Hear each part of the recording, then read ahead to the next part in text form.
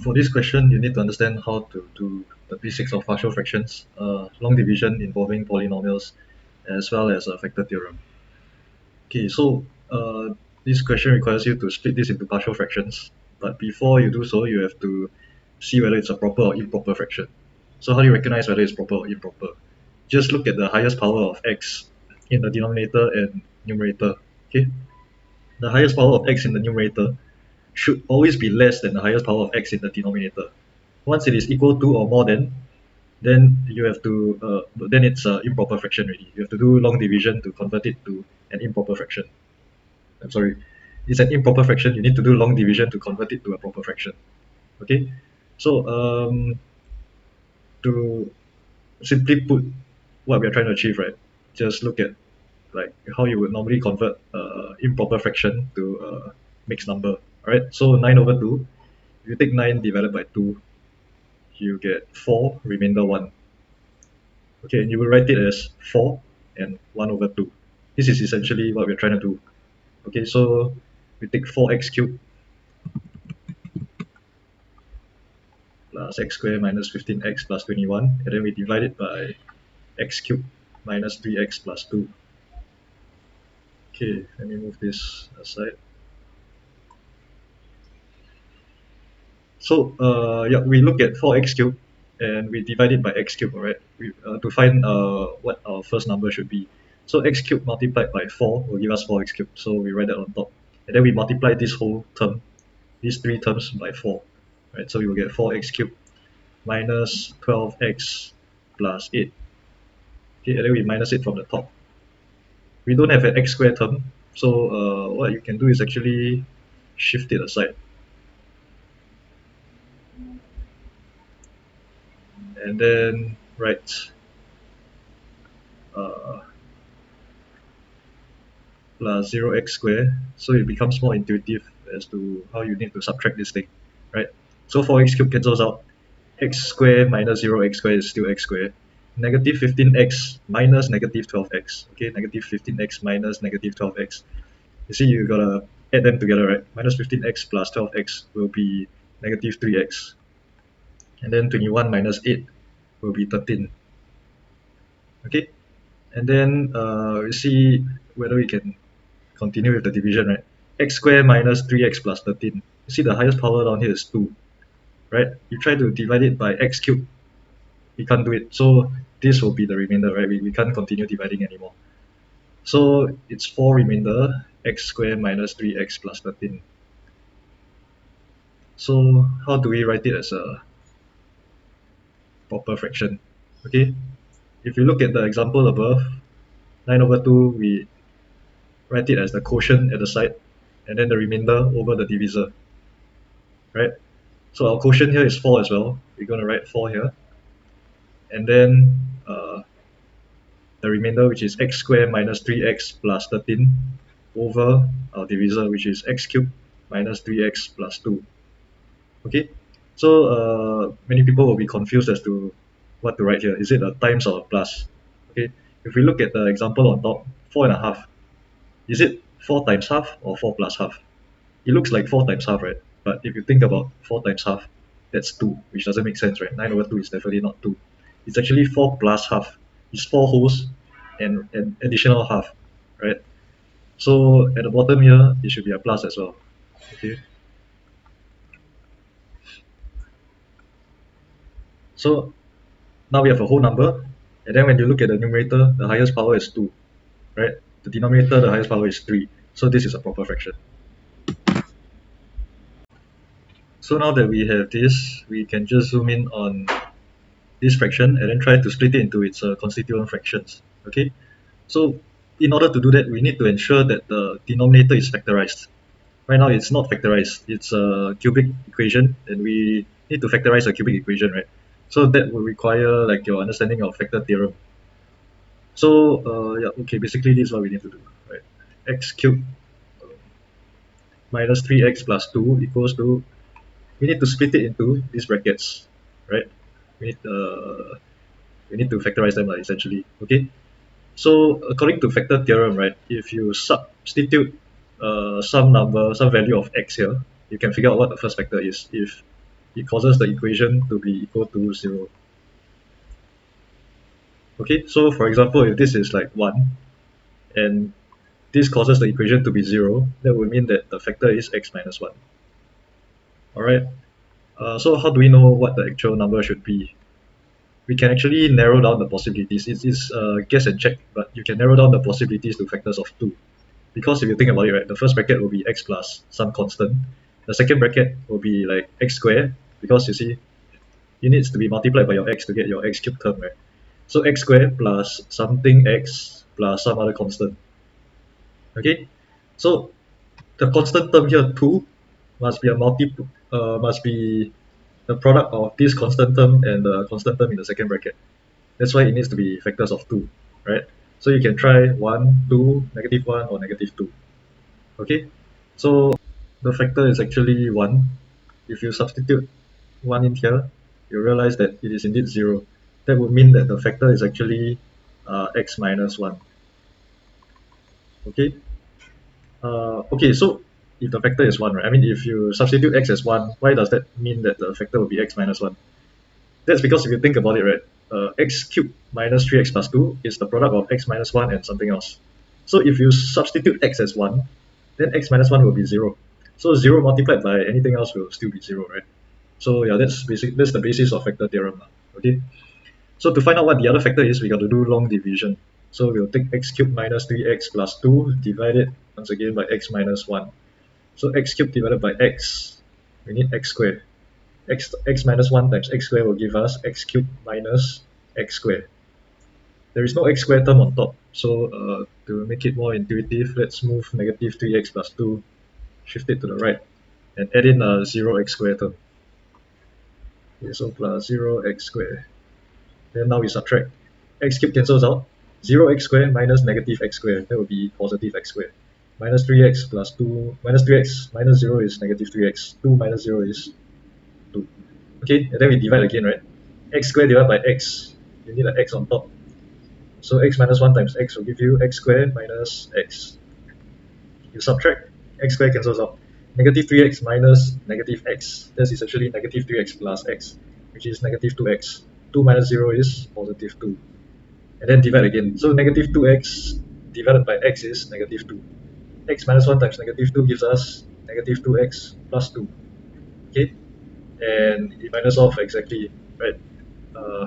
So yeah, and you should not get a remainder, because remember, if x minus 1 is a factor, then if you take x cubed minus 3x plus 2 divided by x minus 1, you should not get any remainders. Okay? So the second bracket is x squared plus x minus 2. Okay, now we need to factorize x squared plus x minus 2. Okay, so yeah, we can do the multiplication frame. Okay, we should have negative 2 and 1. No, sorry. We should have negative 1 and 2, right? Negative x, 2x, yeah. Okay, so this further factorizes into x minus 1 times x plus 2, right? Sorry.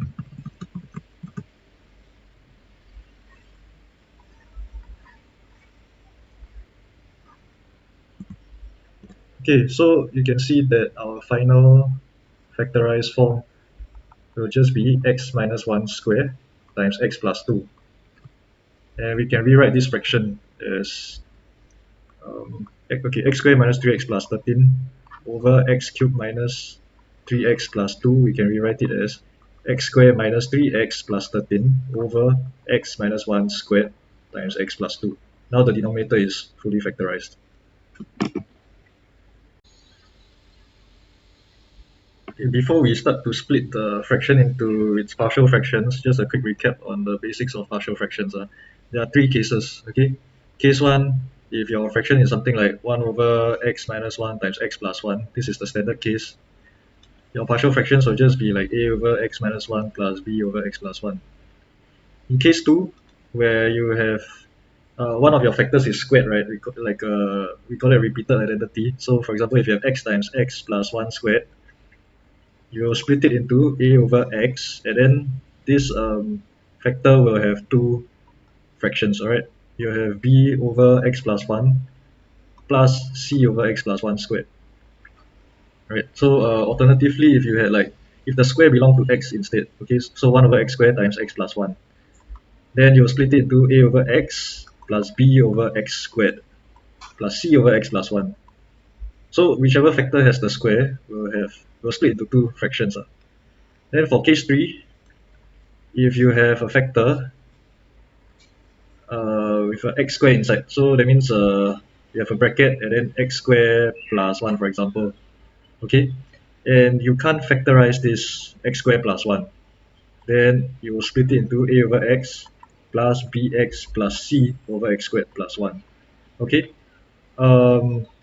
why not? Why do we specify that it must not be factorizable? That's because if you have a case where it's like 1 over x times x squared minus 1, okay, this x squared minus 1, right, you can write it as x squared minus 1 squared, which can be factorized into 1 over x times x plus 1 times x minus 1, right, through special identities, your a squared minus b squared identity. Okay, then this will be just case 1, right? You have a over x plus b over x plus 1 plus c over x minus 1. Okay, so case 3 only applies to the case where your factors, one of your factors that's in the bracket, right, contains an x squared term and it can't be factorized. Okay, so this fraction that we have, all right, this is case 2, right? The x minus 1 factor is squared. So let's go ahead and split our fraction up into its partial fractions. X squared minus 3x plus 13 over x minus 1 squared times x plus 2 will be split into a over x minus 1 plus b over x minus 1 squared plus c over x plus 2. Okay, so yeah, if we were to combine these three fractions on the right, we will need to make the denominator x minus 1 squared times x plus 2. So for the leftmost fraction, you need to multiply by x minus 1 times x plus 2. Okay. Then the fraction in the middle, you need to multiply by x plus 2. And then the fraction on the right, you need to multiply by x minus 1 squared. Okay, so we will have x minus 1 squared times x plus 2 in the denominator. On top, we will have a times x minus 1 times x plus 2 plus b times x plus 2 plus c times x minus 1 squared. Okay, on the left hand side, we have our original fraction, x squared minus 3x plus 13 over x minus 1 squared times x plus 2. So if you compare the denominators on both sides, right, it's the same, which means that the numerator must be equivalent. Okay, so you have x squared minus 3x plus 13 equal to a times x minus 1 times x plus 2 plus b times x plus 2 plus c times x minus 1 squared.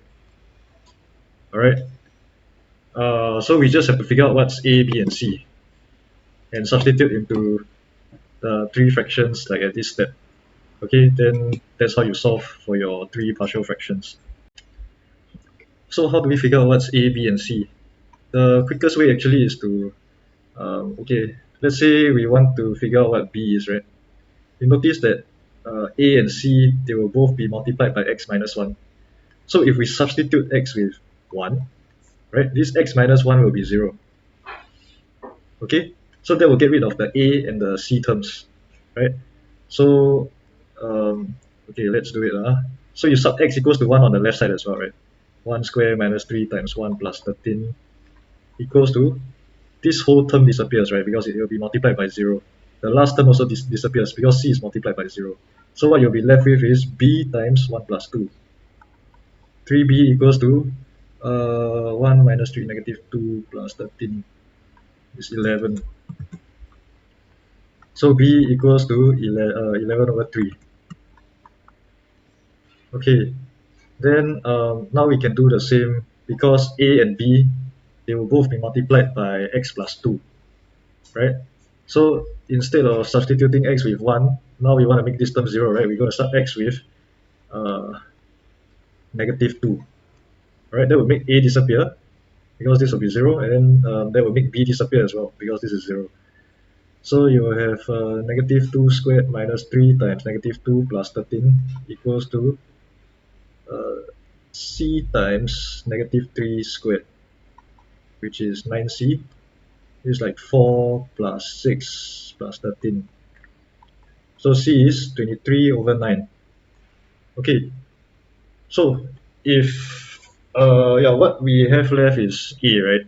We can't use this trick anymore because you see a has both the x minus 1 and the x plus 2 factor, right?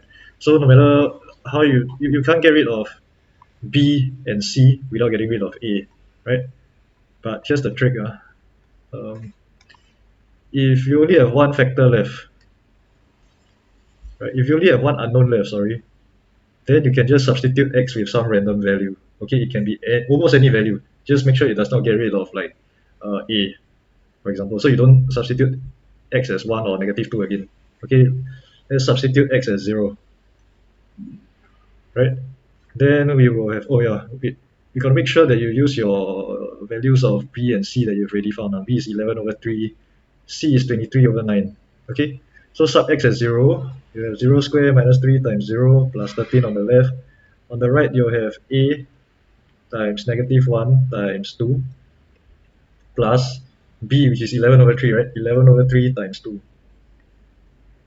And then c, which is 23 over 9 times 0 minus 1 squared, which is just 1, right?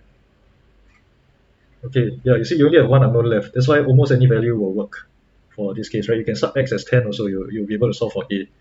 So on the left side, you'll have 13 equals to negative 2a plus 22 over 3 plus 23 over 9.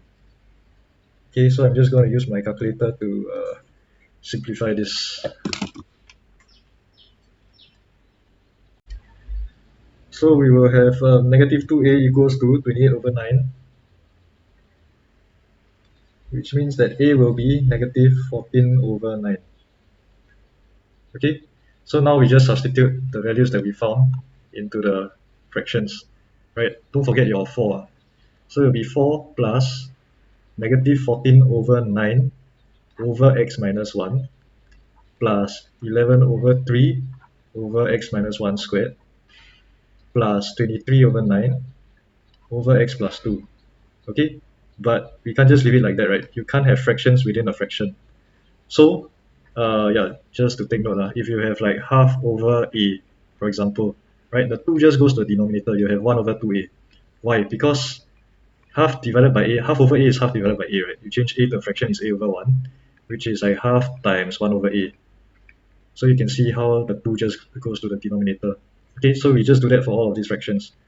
4 minus, okay, because you have a negative in the numerator, right? You can just change this plus to a minus. Okay, because of this. So you have 14, the 9 goes to the denominator. 9 times x minus 1 plus 11 over 3 times x minus 1 squared plus 23 over 9 times x plus 2. Okay, this is the final answer.